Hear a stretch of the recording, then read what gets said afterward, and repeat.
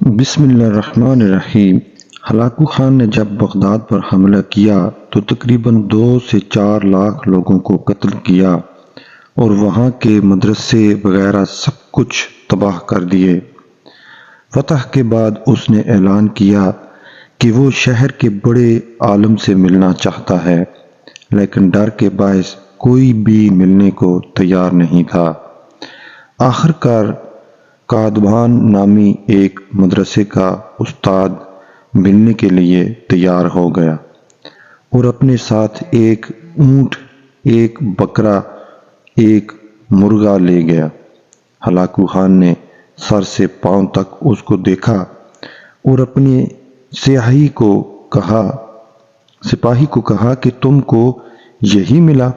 قادبان نے Hulagu Khan سے کہا کہ اگر کسی بڑے شخص سے ملنا چاہتے ہو تو باہر اونٹ کھڑا ہے، اگر کسی داڑھی والے سے ملنا چاہتے ہو تو بکرا کھڑا ہے، اور اگر کسی بڑے آواز والے سے چاہتے ہو تو مرغا باہر کھڑا ہے۔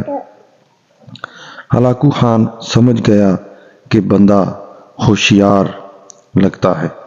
پھر ہلاکو خان نے اس سے سوال کیا کہ وہ کون سی چیز تھی جو مجھے یہاں لے آئی؟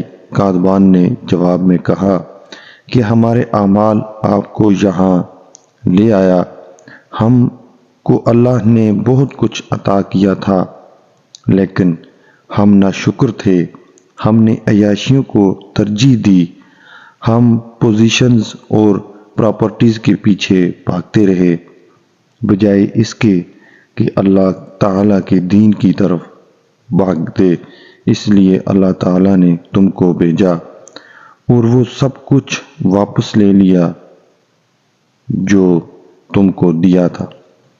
پھر ہلاکو خان نے دوسرا سوال کیا کہ کون مجھے یہاں سے واپس بھیج سکتا ہے؟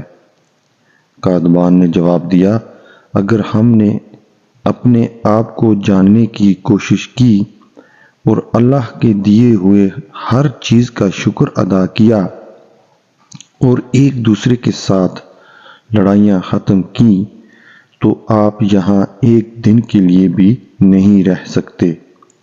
تو بھائیوں اور بہنوں، کہنے کا مقصد یہ تھا، آج کل ہم مسلمان بر جگہ مار کھا رہے ہیں۔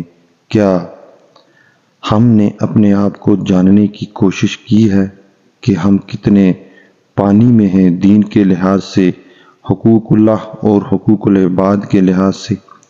اللہ تعالیٰ فرماتا ہے کہ میں تمہارے اعمال کے مطابق تم پر حکمران مسلط کرتا ہوں۔